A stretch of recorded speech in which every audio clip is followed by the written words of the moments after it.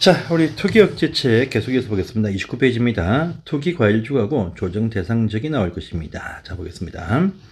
자, 투기과일주입니다. 전매 제한을 등을 해서 이제 투기를 억제하겠다는 목적에 바로 공급정책, 국가적인 어떤 업무다 이렇게 아시면 되겠습니다. 자, 그 투기과일주가 보시는데요.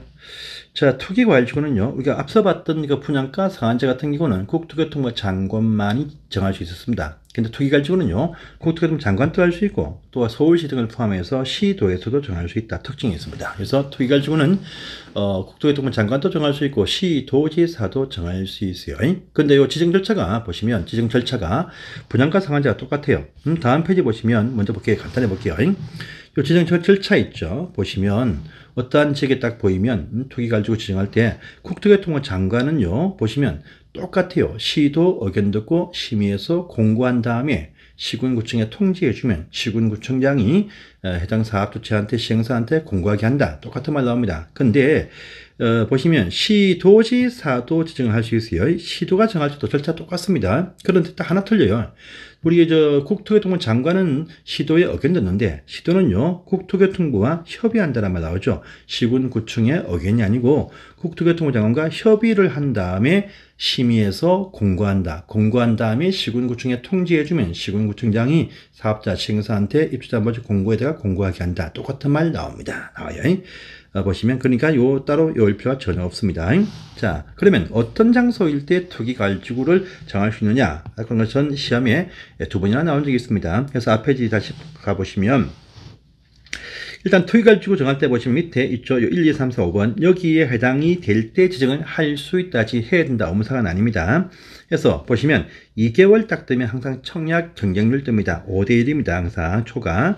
국민주택 규모가 딱 2가 뜨면 이제 10대 1초가 똑같은 말 나오죠. 1번 다 똑같아요. 또 2번 보시면 주택의 분양 계획이 전달보다 30% 이상 감소한 곳이란 부분도 이까지 시험에 나온 적이 있습니다. 자, 또 밑에 보시면 평균 이하 보이죠? 주택 보급률, 저가주택 비율 등이 평균 이하 이렇게만 체크를 살짝 해 놓으세요. 자, 또 그 박스 바로 위에 보시면 투기과일지구하고요 조정 대상 지역은 최소한 범위 내에서만 정한다. 원래 원칙은 커널 지정 범위가 시군구 이것이 원칙이지만 또 큰 군 같은 경우는요 지역별 차이가 좀 있어. 그래서 읍면동 단위로 핀셋이라도 핀셋 지정을 또 할 수가 있다라는 부분도 딱 보입니다. 최소한 또 시군구 원칙인데 읍면동 단위도 지정할 수 있다. 이렇게 딱 보십시오. 해서 보시고요. 자, 또 다음 페이지 보시면 해제편 봅니다. 항상 어떤 제한 지역은요, 그 제한했던 그 목적이 없어지면 해제를 하여야 합니다. 근데 또 이 해제도 잘 안 해. 그러니까 특히 또 검토도 해봐야 돼요. 근데 시도일 때는 검토 의무가 없습니다. 국토교통부 장관일 때는 보시면 반기마다 심의를 거쳐서 검토해서 이제 해제할지 말지 유지 여부를 재검토해야 된다. 반기마다 재검토. 1년마다 했던 것이 반기마다 축소가 되었습니다. 한 3년 되었습니다. 자, 또 이 검토에도 잘 해제를 안 하니까 역시 또 요청합니다. 해제를 요청해요.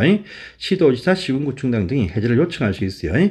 요청 딱 뜨면 항상 40일 안에 해제 여부를 결정해서 알려준다. 이렇게 해서 보시면 되겠습니다. 자, 또 이어서 이제 조정 대상 지역이 있습니다. 이 지역은요, 투기과일지구보다 조금 덜 한 곳입니다. 조금 투기가 좀 덜 한 곳인데 약간 닮아간 곳이다. 보면 돼요. 이런 지역 참 많이 있죠. 현재 서울 인근에도 많이 있습니다. 자, 조정 대상 지역은요, 국토교통부 장관만이 정할 수 있다. 특징이 있습니다. 또 이것도 최소한 범위 내에서 정하는데 이것도 시군구 읍면동 단위로 핀셋 지정을 이렇게 할 수 있다는 부분도 보시고요. 이 지정 절차는 똑같습니다. 장관이 정할 때와 똑같아요. 장관이 시도지사 의견 듣고 심의해서 공고한다. 공고한 다음에 시군구청에 통지해주면 시군구청장이 사업자한테 모집 공고에다가 공고하게 한다. 똑같은 말 뜹니다. 그러니까 따로 절차는 알 필요 없어요. 자, 또 조정 대상 지역도 보시면 밑에 4번에 보시면 반기마다 장관이 또 재검토를 해야 된다랍니다. 또 특징이 있어요.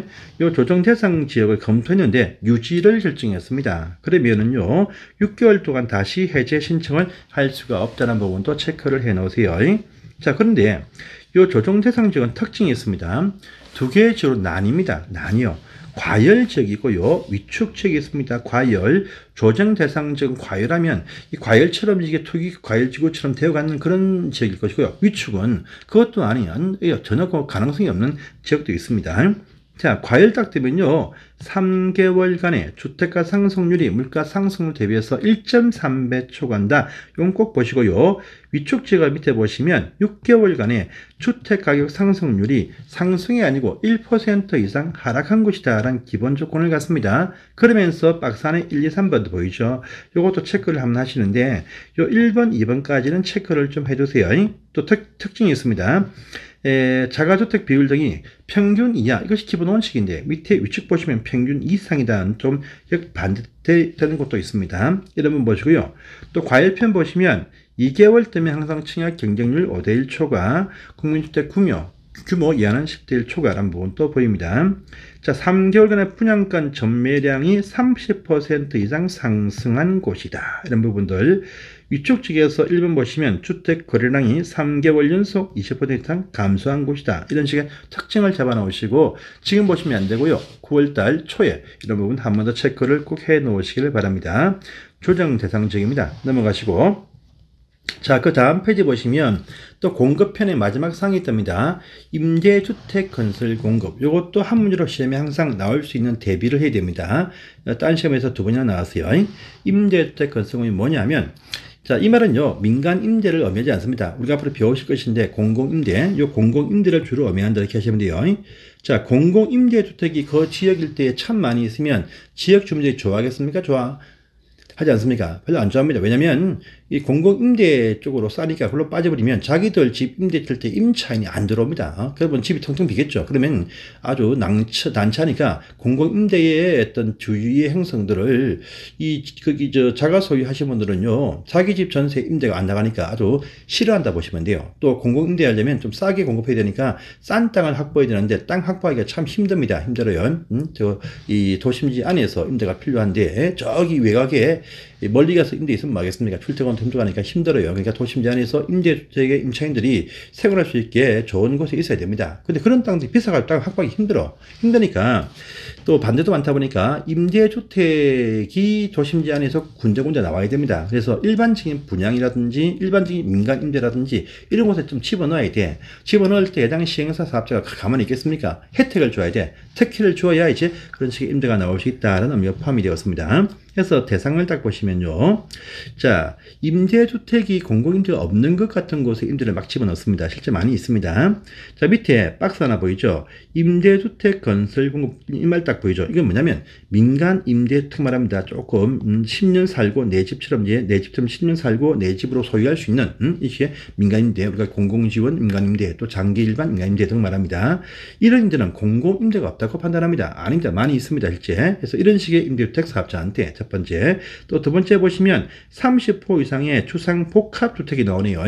도심지 한가운데에서 빌딩촌이죠. 그 속에 임대가 없느냐? 임대 많습니다. 실제. 그래서 이런 식의 사업자들한테 미끼를 딱 줍니다. 미끼가 뭐냐? 우리가 당신들 사업이 우리 공공임대를 좀 포함하면 용적률을 완화해 주겠다랍니다. 그래서 이 용적률 보시면 만약에 그 지역이 400%야. 400%인데 우리가 500%로 완화해 줄 테니까 여기 요 차익분 있죠. 100%. 요 증가되는 면적의 일부를 우리한테 공공임대용으로 넘겨라. 이렇게 쇼당을 붙인다. 이렇게 아시면 돼요. 그래서 보시면 그럼 완화되어서 더 건설되어지는 이 면적들, 지평수들을 일부를 공공용 임대로 뺍니다. 요 일부 비율이 얼마냐 하니까 30%에서 60% 요 사이에서 일부 면적을 임대용으로 공공임대용으로 빼겠다라는 말이 포함되었습니다.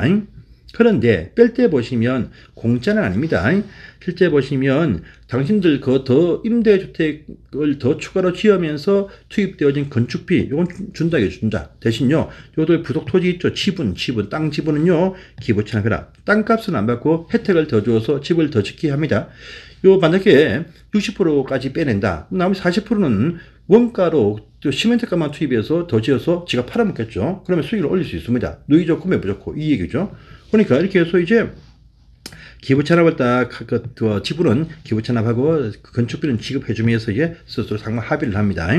자, 그런데 요 대상주택 선정할 때 말입니다. 종전 옛날에는 말입니다.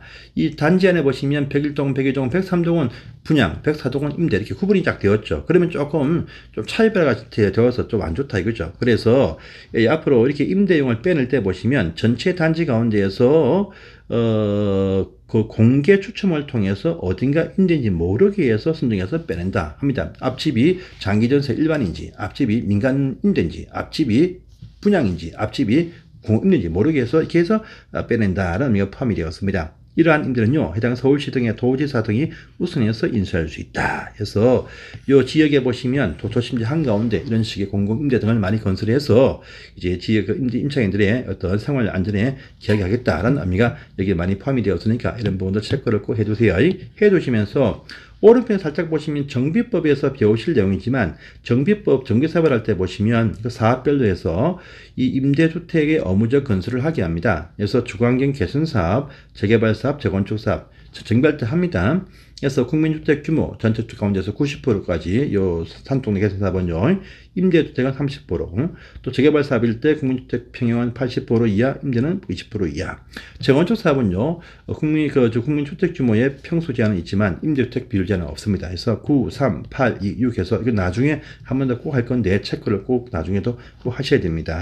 그래서 여기까지 해서 이제 공급 정책이었습니다. 정책이었고 이제 주택의 자금하고 이제 리모델링 등이 이제 등장을 합니다. 다음 시간에 뵙겠습니다. 감사합니다.